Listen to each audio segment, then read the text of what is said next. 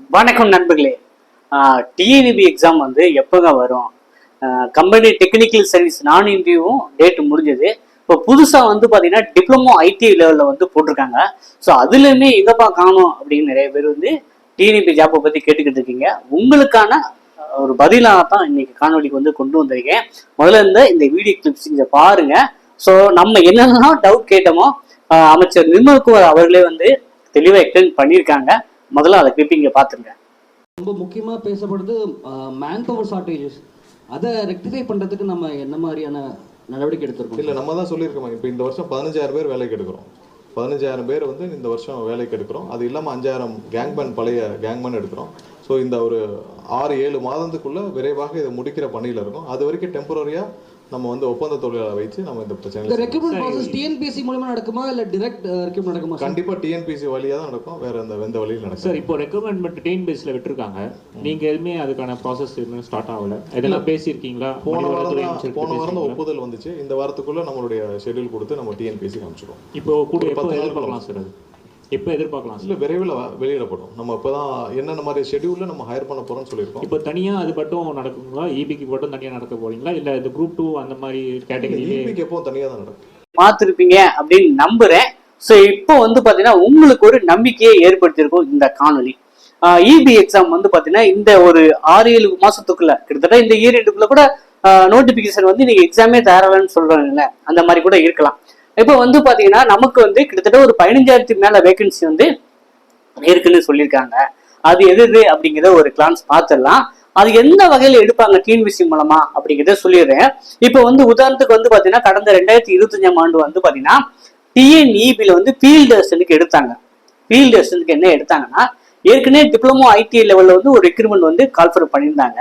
இப்போ டிவிபிக்கு மட்டும் diploma ITI level field assistant level 2 அப்படிங்கிறத போட்டிருந்தாங்க. அதாவது இந்த எக்ஸாம் அது டிப்ளமோ ஐடிஐ லெவல்ல வந்து பாத்தீங்கன்னா 2ன்னு போட்டு ஒரு இபிக்கு ஃபீல்டு அசிஸ்டன்ட் மட்டும் கால்ஃபர் பண்ணியிருந்தாங்க. ஸோ அதே மாதிரிதான் டிஎன்பிஎஸ்சி மூலமா எடுத்தாலும் இது ஒரு தனி கேட்டகரியா இருக்கும். தனி கேட்டகரினா இந்த AE triple E 516 vacancy, mechanical 212, civil 111. So இது வந்து டிகிரி ஸ்டாண்டர்ட் லெவல். அதே போல வந்து பாத்தீங்கன்னா ஜூனியர் அசிஸ்டன்ட் அக்கௌண்ட்ஸ் 435 வேகன்சி இருக்காங்க. அப்ப இது 3, இது ஒரு 4, இது டிகிரி ஸ்டாண்டர்டு. அப்புறம் வந்து பாத்தீங்கன்னா டெஸ்டர் கெமிக்கல், இது ஒரு டிகிரி ஸ்டாண்டர்டு. அப்புறம் AO assistant accounts officer, so இது டிகிரி ஸ்டாண்டர்ட் 1, 2, இந்த ஒரு 3, 5, இது ஒரு 6. இதுவுமே என்ன மாதிரி பண்ணலாம்னா கம்பைன்டு டெக்னிக்கல் சர்வீஸ் எக்ஸாம் நான் என்ட்ரி போஸ்ட் 2 அப்படின்னு போட்டு இந்த டிஎன்இபில கொண்டு வரலாம். இப்படிதான் கொண்டு வரதுக்கு வாய்ப்பு இருக்கு. ஸோ அமைச்சர் பேசிய காணொலியில வந்து நீங்க டீட்டெயிலா பார்த்துருப்பீங்க. ஸோ அப்படி கொண்டு வர வச்சதுல வந்து பாத்தீங்கன்னா ட்ரிபிளிக்கான ஏற்கனவே சிலபஸ் வந்து நம்மகிட்ட டிஎன்பிஎஸ்சி சைட்ல இருக்கு, மெக்கானிக்கல் இருக்கு, சிவிலுக்கு இருக்கு. ட்ரிபிளிக்கு வந்து பாத்தீங்கன்னா கடந்த ஆண்டு 2025 வந்து சப்ஜெக்ட் கோடு 400 இருந்தது. ஓகேவா? ஸோ அதே மாதிரி மெக்கானிக்கல் சிவில் வந்து என்னென்ன சப்ஜெக்ட் கோடு இருக்கோ அதான் இருக்குது. ஓகேவா? ஸோ இப்போ வந்து பாத்தீங்கன்னா இப்போ வந்து இதுக்கு தெரியும். ஸோ இந்த இது குவாலிஃபிகேஷன் என்னன்னு தெரியும். ஒரு சில குவாலிஃபிகேஷன் ஈக்குவல்னு சொல்லுவாங்க. அது வந்து நம்ம நோட்டிபிகேஷன் வந்ததுக்கு அப்புறம் பார்க்கலாம். சார் நான் ஈஸியை படிச்சிருக்கேன், எனக்கு ஏதாவது வாய்ப்பு இருக்கான்னு சில பேர் கேட்பாங்க. அதெல்லாம் வந்து ஈக்குவலண்டா இல்லையா அப்படிங்கிறது இனிமேல் தான் தெரிய வரும். அதே போல வந்து ஜூனியர் அசிஸ்டன்ட் அக்கௌண்ட்ஸ்க்கு வந்து பாத்தீங்கன்னா ஒன்லி ஃபார் பிகாம் கிராஜுவேட்ஸ் மட்டும்தான் பண்ண மாதிரியும். அதே போல பிஏ கார்பரேட் செக்ரட்டரி, ஸோ அந்த மாதிரி படிச்சவங்களும் அப்ளை பண்ணலாமா அப்படிங்கிற கேள்வி கேட்பீங்க. அது வந்து நம்ம லேட்டரலா தான் பண்ண முடியும். ஓகேவா?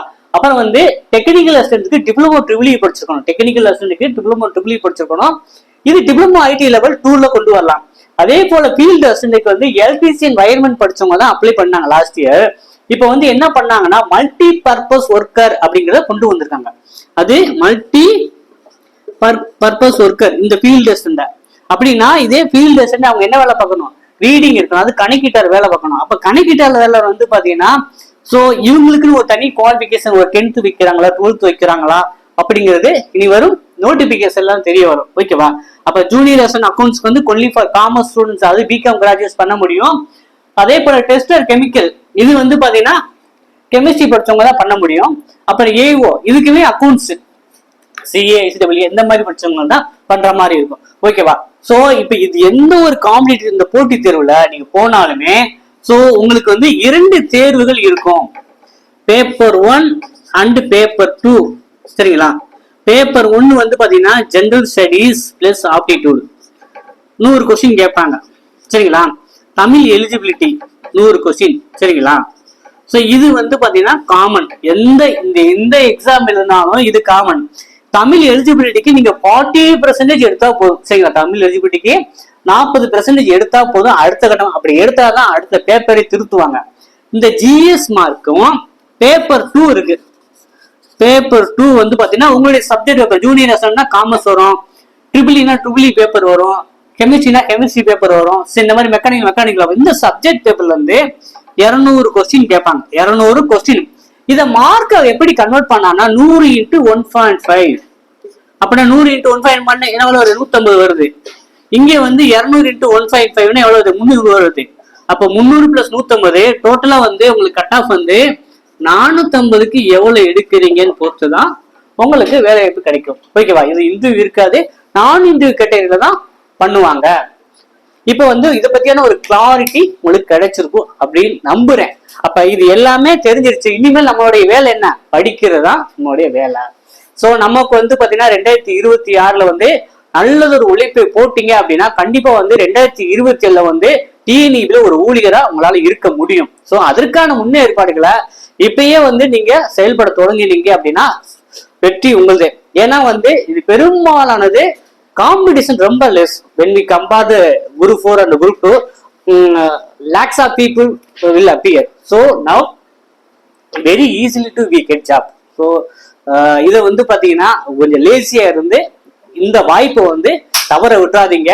கிட்டத்தட்ட வந்து பாத்தீங்கன்னா ஒரு 6 வருடங்களுக்கு அப்புறம் 2020ல வந்து பாத்தீங்கன்னா சோ இந்த மாதிரி ஒரு பல்கா அனௌன்ஸ் பண்ணாங்க. அப்ப இருக்க அதிமுக ஆட்சி வந்து ஏடிஎம்கே ஆட்சி வந்து முடியிற டயத்துல பண்ணாங்க. அதுக்கப்புறம் வந்து பாத்தீங்கன்னா இந்த டிஎம்கே கவர்மெண்ட்ல வந்து பாத்தீங்கன்னா நம்ம வந்து சொல்லிக்கிற மாதிரி வந்து இபி வந்து எல்லாத்தையும் டிஎன்பிசி தான் கையில கொண்டு போய்ன்னு சொன்னாங்க. ஆனா வந்து இந்த வேகன்சில வந்து அப்படியே தான் இருந்தது. கடந்த 2025ல தான் அசிஸ்டன்ட் இன்ஜினியர் எடுத்தாங்க, ஃபீல்டு அசிஸ்டன்ட் எடுத்தாங்க. ஸோ அதுக்காக தான் இப்போ வந்து ஒரு பல்கா ரெக்ரூட்மெண்ட் வந்து பண்றாங்க. இப்ப தாவேக்கு அரசு வந்து ஒரு பல்கா ரெக்ரூட்மெண்ட் பண்றாங்க. ஸோ இந்த வாய்ப்பை வந்து நீங்க யாரும் தவற விட வேண்டாம் சரிங்களா. முன்னாடி இருக்கிற ஹேங்மேன் வந்து ஹேங்மேனுக்கு எனக்கு எங்க புதுசா அப்ளை பண்ண சொல்லுவானு இல்லைங்க. ஏற்கனவே ஒரு 5000 மெம்பர்ஸ் வந்து பெண்டிங் 2020ல ஒரு 10,000 வேகன்சி போட்டாங்க. அதுல ஒரு 5000 பேர் வந்து இன்னும் பெண்டிங்ல இருக்காங்க. ஸோ அவங்கள தான் மறுபடியும் எடுக்கிறதா சொல்றாங்க. ஸோ அதுக்கான அறிவிப்பு இனிமேல் வரும் சரிங்களா. ஸோ இப்போ வந்து நமக்கு கிடைச்ச ஒரு அருமையான தகவல் தான். ஸோ நம்ம வந்து இதுக்கு தயாராகிறவங்க இப்போ வந்து தயாராகலாம். இதுக்கு அனைத்து விதமான எல்லா இதுக்குமே நம்ம வந்து ஸ்டடி மெட்டீரியல் ப்ரொவைட் பண்றோம் சரிங்களா. ஸோ வாய்ப்பு வந்து தர. ஏன்னா 2020ல தான் நம்ம வந்து கைவிடல, அரசாங்கம் வந்து நம்மளை கைவிட்டுருச்சு. ஏன்னா வைக்கிறேன்னு சொன்னாங்க, கடைசி வரைக்கும் வைக்கல. இது வந்து பாத்தீங்கன்னா நிறைய ஜூனியர் அக்கௌண்ட்ஸ் பீப்புள் வந்து ஏகப்பட்ட பேர் வந்து இதுக்காக எதிர்பார்த்து காத்துருந்தாங்க. அதே போல அசிஸ்டன்ட் இன்ஜினியர். ஸோ இபில போகணும். இதுல வந்து பாத்தீங்கன்னா இன்னொரு முக்கியமான விஷயம் வந்து பாத்தீங்கன்னா நம்மளுடைய இது வந்து பாத்தீங்கன்னா அவங்க எக்ஸாமை கேன்சல் பண்ணி அமௌண்ட் வந்து பாதி பேருக்கு ரீஃபண்ட் பண்ணாங்களா பண்ணலையா. இன்னும் ஒரு ஸ்டூடெண்ட்லாம் என்னைய நேர்ல பார்த்து சார் அசஸ்ஸருக்கு நான் அப்ளை பண்ணேன், எனக்குலாம் அமௌண்ட் ரீஃபண்ட் பண்ணலன்னு சொல்றாங்க. ஸோ இதுமேல் வந்து அதற்கு முறையீட்டு ஒன்றும் பண்ண போறது கிடையாது. ஆனா நம்மளுடைய வயசு போயிருச்சு. கிட்டத்தட்ட வந்து பாத்தீங்கன்னா அப்ப கேன்சல் பண்ணாங்க. அதுக்கு வந்து ரெமிடியா நமக்கு என்ன பண்ணணும்? ஏஜ் ரிலாக்ஸேஷன் கொடுத்தா நமக்கு வந்து ஒரு நல்லது ஒரு பெனிஃபிட்டா இருக்கும். ஸோ அவங்க ஏஜ் வந்து 37 38 வச்சாங்கன்னா ஸோ நிறைய பேர் வந்து இதுக்கான ஏக்கத்தோடு காத்துக்கிறவங்களுக்கு ஒரு பெரிய பேரியா இருக்கும். அப்படி வைக்க மாட்டாங்க அப்படின்னு நம்புவோம். ஏன்னா இது சம்பந்தமா செய்திகளை வந்து நான் தொடர்ந்து செய்திகளில் படிச்சுட்டு வரேன்.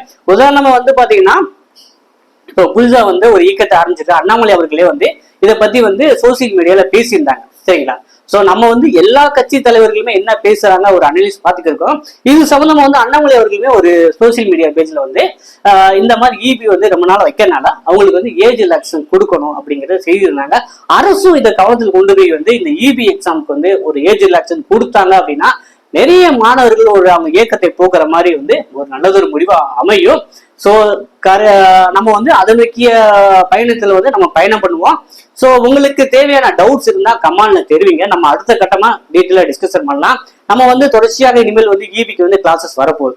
ஓகேவா? பெர்ஃபெக்டா வந்து நம்ம அடுத்த கட்டத்தை நகர போறோம்.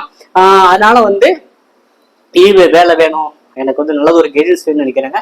மறக்காம நம்ம சேனல்ல ஃபாலோ பண்ணி வச்சுக்கோங்க.